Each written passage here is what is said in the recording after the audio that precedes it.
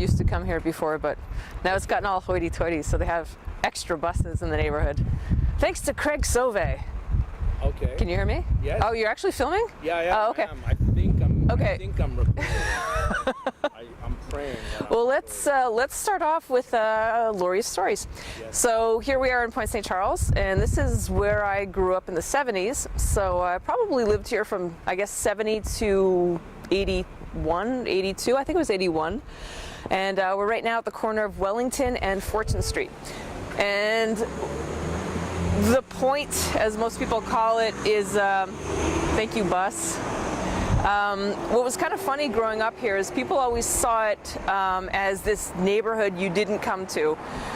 There was almost an invisible line, like an invisible border, where you just didn't cross it unless you lived here or you knew someone who lived here. And admittedly, if we saw some sort of, stranger walking by, we'd eye them kind of suspiciously, are you cops? Why are you here? What are you here looking for? In any case, to us it was home, and everybody knew everyone, and we all looked out for each other. So regardless of the ridiculous stories you might have heard of the horrible living conditions and violence, it wasn't like that at all for us. I'm sure it was for some. Keep in mind that this is a story from my perspective. I'm not generalizing at all. And this is how I lived my life here. So here at the corner of Wellington and Fortune, that's the old Grace Church, and it's now Share the Warmth, which is fantastic. It was started by, I believe it was Debbie Gunn, and it's an organization that helps people who are in financial difficulties or they just need help in general. Grace Church, that's where my British side of the family, so all the Anglicans in my family went there. The other side were typical Irish Catholics. We all went to St. Gabriel's on the other side of the Point. And that's another thing with Point St. Charles is it's invisibly divided in two. There's this side and there's the other side. Some say it's divided by Wellington, but that's not true. It's divided by the tracks. So if you go down Center Street, you'll see the train tracks that actually end up coming up here. You'll see that a bit later. The train tracks come up this way, go up Sebastopol, up to the old CNR yards where everyone's relatives worked. Everyone's father and grandfather and uncle worked at the rail yards. So we're going to take a little walk down Wellington here. We'll go this way. Okay. I'm not going to waste your time and show you who lived where, but... no, it's totally, if it's something you're interested in telling people, well, we'll cross here. Let's go here. I might cut the camera out from time to time. That's just to fine. save Yep. batteries. Yep. But okay, I'll get a shot of us walking Yep. down Wellington. Yep. And then maybe you tell me when you want to start talking. Yeah, okay, so I'll start talking. So Okay. down there, the two white doors are cream-colored doors. The one on the right is where my great-grandmother Milstead lived, right up until she died in 1993. Next door is where my Uncle Fred still lives, upstairs.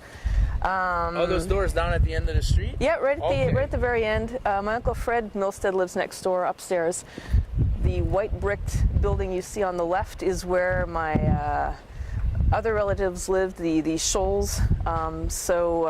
My Uncle Ronnie goes by the name Nipper, who does a lot of things for what I still call the Boys and Girls Club, but right now I think it's called the YMCA, but it's forever the Boys and Girls Club for me.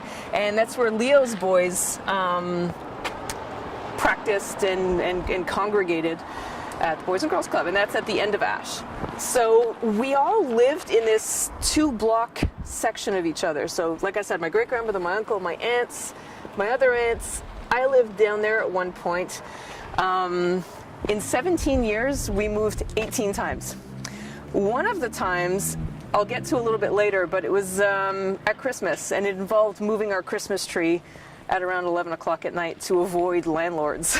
So we'll move along here. We'll keep apartments I lived in.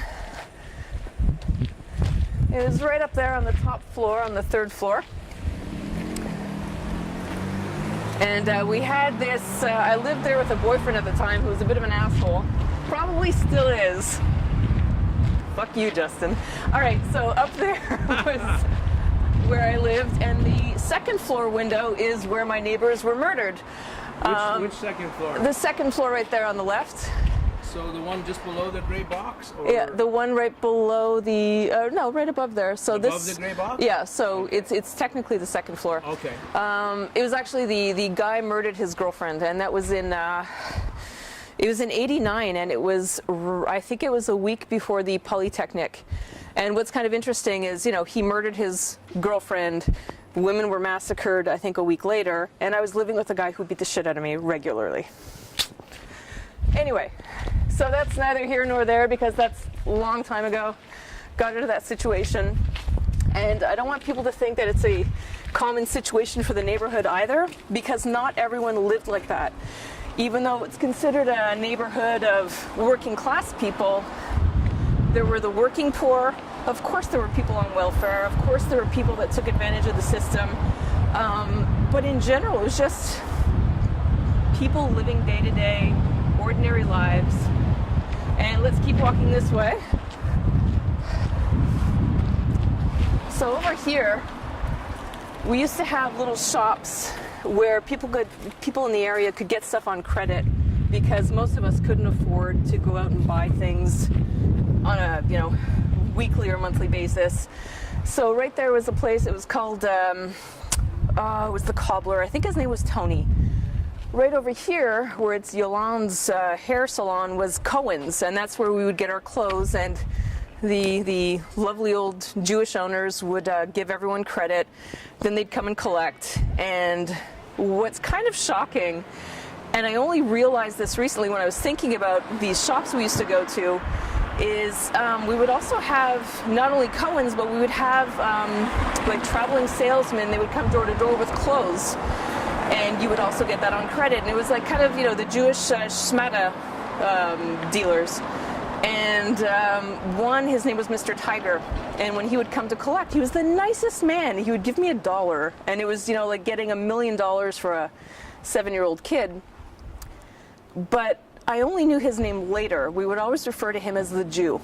And it's kind of a shocking thing, but he would show up at the door and I'd say, "Mom, the Jew's here." That's kind of a bit of the mentality. Again, it wasn't generalized. I'm sure it was, you know, very specific to some people. Right here used to be an ice cream shop. Before that, in the 70s when I lived here, it was called Marina's Pizzeria.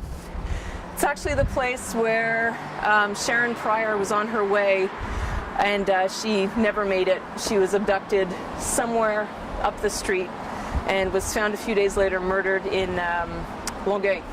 And who was Sharon Pryor? Sharon Pryor was a girl who lived in the area. It was 1975, Easter weekend, and she was found murdered. How old was she? She was 15, I believe, 15, 16. She was young, and they never found her killer, apparently. As far as I know, has never been found. Right over here, right on the corner, used to be a dep, so a dépanneur, and it was called the Star Weekly. That's where I'd go get my candy. That's where I would every now and then shoplift.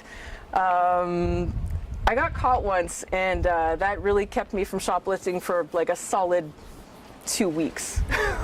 But right next to that, so in between the window and the door, there used to be, back in the day, we used to have billboards for cigarettes. So this was a big Export A cigarette ad, and someone, right around the time Sharon Pryor was found dead, someone had spray painted "Bring Back Capital Punishment." And I thought that was really poignant as a 5-year-old seeing that, and having it explained to me. That was a really marking point in my life, and I wish I had have taken a picture. But I mean, 5-year-olds don't have cameras. We didn't have cameras when we were kids because it was, even the adults, I mean, because film was expensive. It was a bitch to go to direct film to have it developed. And chances are the pictures were crap anyway. So here we are at the corner of Wellington and Ash. Right over here at Family Prix used to be Clodéon, where I was also caught shoplifting. I wasn't a very good shoplifter. Chez Dallaire used to be Ferrand's funeral home. Right around there I think it was Maison Privée used to be, this is fairly recently, it was called the Dewdrop Inn, which was a pretty rough bar. Just a little bit further down was the Olympic, which was another tavern. It was called, it was known as the Bucket of Blood. That's where my grandfather and everyone's uncle went after they came back from working on the wharfs. Because if they weren't working at the CNR yards, they were working at the wharf, where they would find things that fell off trucks. And that's another thing that, I think I was in my 20s when I realized things didn't actually fall off trucks. So here we are on Ash Avenue. I think what we'll do is we'll take a walk down here so I can tell you the Christmas tree story. Okay. This was a building where at one point my father took an apartment when he and my mother had separated. So that was kind of awkward. I'm not entirely sure why that happened. It was only for a couple of months.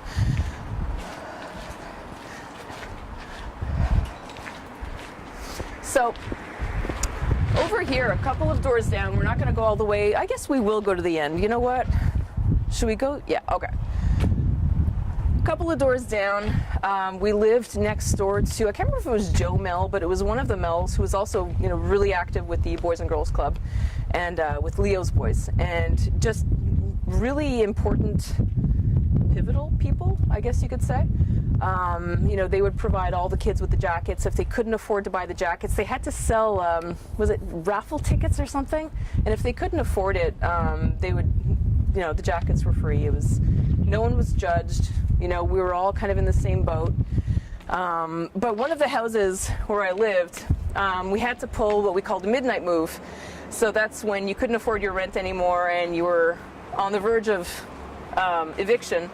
And I remember it was the week before Christmas, and we moved our fully decorated Christmas tree down the stairs somewhere close to midnight.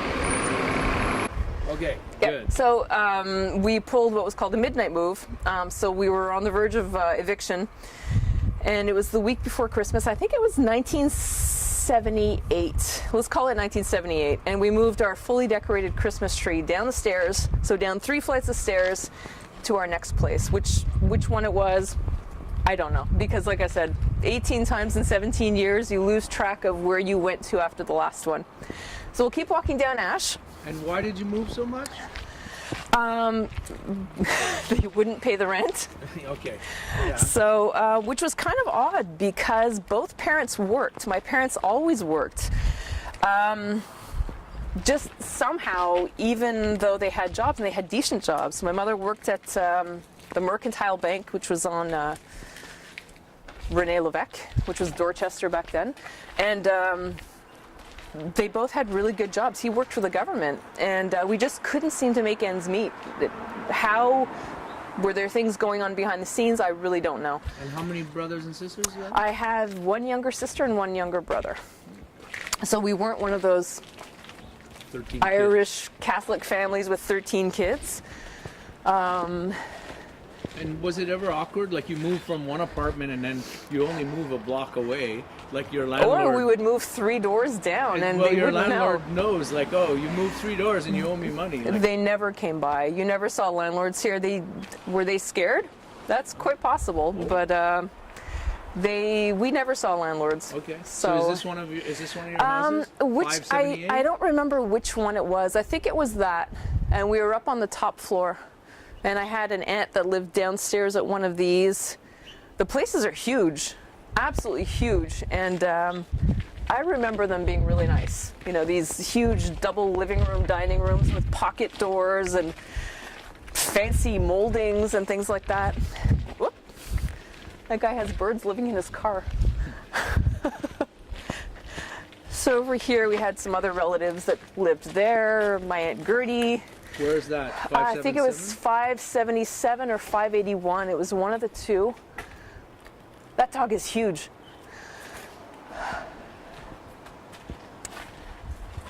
And then I had some friends that lived here. Jenny and Patricia Hussey. And the Rowans lived over there. And was that an unfortunate name, Hussey? No. I think it is. They're nice people,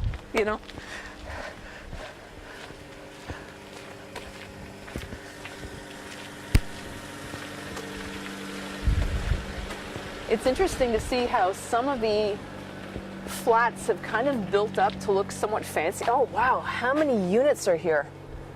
This used to be 3 units. Why does it have 16 mailboxes now? 20. No, 15, I can't count. How many are there? It's 5 and 3.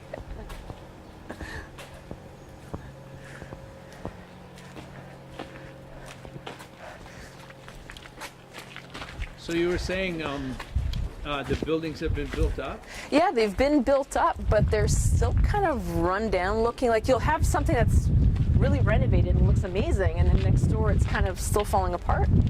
But I mean, Montreal is kind of known for slumlords, so that's not terribly surprising. It's also interesting to see what hasn't changed since the 70s. I don't come here very often anymore, but this is, it was just like a little green space. It's, I guess, still is. When I was a kid, so in the 70s, this was some sort of medical factory of sorts here. And I think I was 7 or 8. And I was caught smoking here. My Aunt Margaret caught me. And she just gave me that look that said, I'm not going to tell your mother because you know that I know. But don't do that again. Back here, it's interesting to see they actually have lights in the alleys now because they didn't back then. And we had wood sheds. Every unit here had a wood shed that you would store God knows what, anything from garbage cans to clothes maybe or furniture. But they were just tinder boxes, so there were fires here all the time. It's also where we would kind of stockpile some wood for firecracker night, so that was always fun. I'll tell you more about Firecracker Night around the corner. So like I said, this used to be some sort of, I know it was a clinic. I think it's still a clinic. But it was some so sort it was of, like a clinic, not a medical factory like where they make no, well drugs that's it. I think they had the clinic here and that was some sort of factory there and they were connected by like a skyway. So I'm not entirely sure, but as a kid we thought they were doing weird, creepy medical experiments here. They might have been. I know some people that look like medical experiments, so maybe they did. But I think it's still a clinic.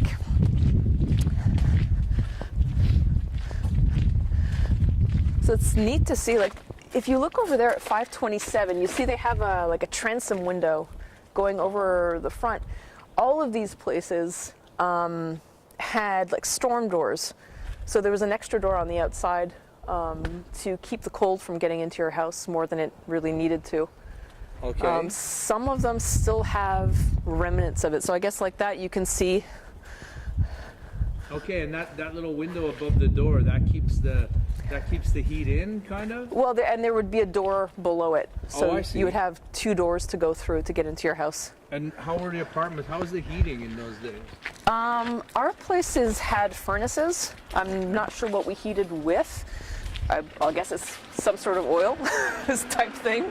But my grandmother's place on Fortune that I'll show you, it was just this large furnace when you first walked into the apartment, or the flat. One big furnace, and it was connected with like tin pipes that went from the furnace up to the ceiling and through each door. So some of these places now you'll see at the top of the doors like an old pie plate, and it's painted over. That's where the hole was for the pipes to heat the rest of the house. Okay, I've seen that. So, I yeah. always wondered what that was. Yeah, it would be I think it was aluminum type thing, that these big Yeah, pipes. Pies. Yeah, Pies and used to come that's it. You'll see aluminum pie plates at the top that they usually tacked in and then painted over to hide that. So here we are at the corner of Favard and Ash. This really hasn't changed much at all. That used to be a rooming house where the red doors are. So when you think about the poverty or the low income that people had here in Point St. Charles in the 70s, and you think about the fact that there were rooming houses, it made for some interesting neighbors. Interesting how? Well, there was one guy that I remember, because another place my grandmother lived, and I lived at one point as well, is right here on Favard, 2 doors over. There was a guy who would sit there, and he had this yellow-gray beard and hair, and he'd sit outside barefoot with toenails that were like this. And, you know, he'd sit there and drink and yell at people and throw things at people. So he learned to dodge bottles quickly. This is an old age home where everyone's grandmother ended up living, well, except for mine. Mine didn't. I don't know why. But this has been here forever. So yeah, this seems to still be a clinic of sorts. And right next door, over here,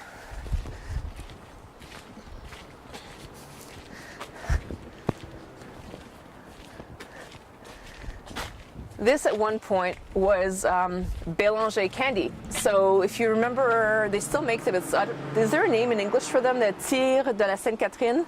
It's like molasses candies that you only get, toffee, yeah. Exactly, you only get at Halloween. That's where they used to make them. And the workers there used to throw candies down to the kids. And the truck drivers would leave boxes in the alley here and say, hey kids, whoops, we forgot some boxes of candy. So kids would run off with huge hauls of sugar. I thought that was an amazing thing to think of.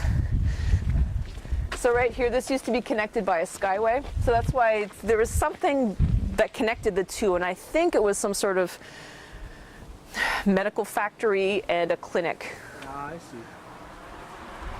I'm sure someone will come up with the actual answer for that, but that's how I remember it. Over here is École Jean Lebert. This was the French school on this side of the point. This is where I went. I was one of maybe 10 Anglophones in the French school, which was a really big deal in the 70s because that's when we had the PQ coming to power. That's when we had our first referendum.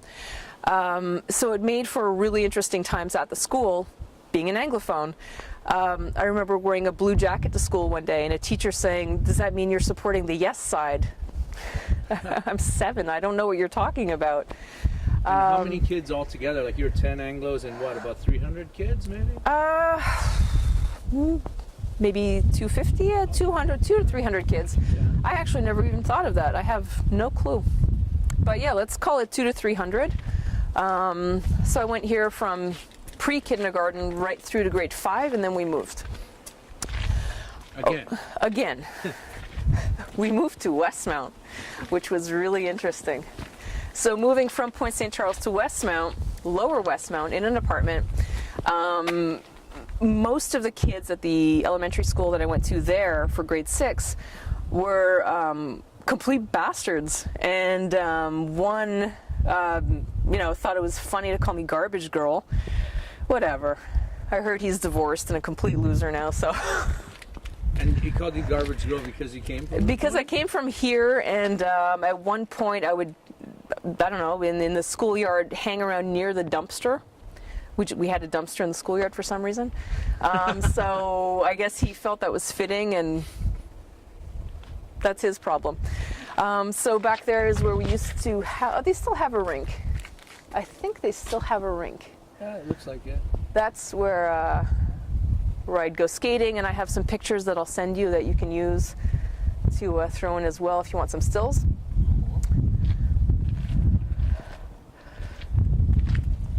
So, like I said, this is the school I went to, and being in a neighborhood like this, they would bring in, we had the milk program because the neighborhood was poor. They'd bring in a dentist because nobody went to the dentist. So they would bring a dentist into school? Yeah, they would bring them in, I think it was once a year, and they would do a check and they would tell you, you need to go and get all of those cavities taken care of. It wasn't a priority for us here. It was just, I don't even remember people, talking about any kind of hygiene. I mean, like I said, that's just me. It's my story. It might not be everyone's story, but yeah, we would have a dentist come in and check everyone out and then refer you to a clinic if you needed to have any sort of work done, which I did. Down there is a park. That's where I hung out all the time. Let's get you in front of the park. Yep. In that way. Yep. So there's a park down there where I would hang it all the time. It was fun. We had a merry-go-round before they were deemed unsafe. The big wooden ones that you would kick in the panels and try and throw your friend in, and sometimes you were more successful than others. Another time, and when we had the big old metal slides that nobody thought was terrible, you'd burn your ass, but I mean, who didn't? It made you stronger, right? I was there once waiting for a friend, and some creepy guy came up and said he was a gym coach, and what was it? That he worked at the Point Claire YMCA, and that I should join his gymnastics team. He was very creepy, and this was right around the time where another girl from Point St. Charles, Tammy Leakey, went missing. That was in 1981. She was also found murdered in Dorval. And how old was she? She was 11. We were the same age. Okay. And so what was that like? Like, you know, you're growing up in a place and It was girls just like it was you are awful. disappearing. It was awful because when Tammy Leakey, for Sharon Pryor, I was much younger, so I was only 5. So at the time, I wasn't really going out and hanging out with my friends, you know, and running off on my own. But when Tammy Leakey went missing and was subsequently found murdered, she was taken from just a couple of blocks away. We weren't allowed roaming anymore. It was everyone's parents would be sitting on the stoop and watching you. If, you know, a stranger came by your street, everyone was even more suspicious because how is this happening and why is this happening? So it was really scary for us. We stuck a little closer to home than usual, and it was very sad. And did they so you found you like less going to the park and maybe Absolutely. coming in earlier and Absolutely. Yeah. So when that creep came up to me in the park, I didn't put 2 and 2 together until many, many, many years later. That's when I realized, you know what, that was around the same time. I don't know if there's a link. I did report it, but nothing came of that. So her killer was also never found. So down there, just another place where we lived. I can't possibly show you all the places we lived because there were just so many, and it would take the better part of the afternoon. So over here, again, this was part of the whole thing was part of the medical factory of sorts, and the candy factory before that. Right. I'll look into what exactly it was because I wish I could remember. Maintenant, c'est l'usine de savon ou avant? Dans les années 70, c'était ça? OK. So it was a soap factory. Pardon? Ah, c'est beau. Merci beaucoup. So now it's a housing co-op. Back in the 70s, it was a soap factory. And then, like I said before that, it was a candy store, a candy factory. Over here is where my great-grandparents at one point lived. Which, the red staircase? The red staircase. I have pictures of that too somewhere, and I can send you. So your great-grandparents lived there? Yeah, my great-grandparents. My great-grandmother only died in '93, so I knew my great-grandparents fairly well. My great-grandfather died in 1980, so I also, got to know him fairly well. So they lived here. I have this great picture somewhere of him either going to war or coming back from the war in World War II.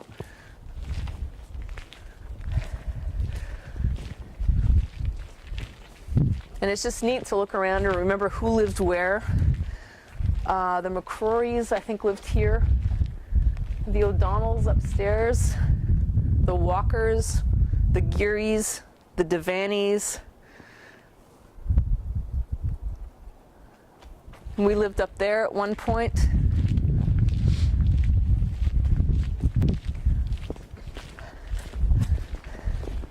And you said you were going to tell me about Firecracker Night. Firecracker Night, we're almost there. Oh, okay. So at one point we lived here. I believe it was 541. And then we moved over here to 549.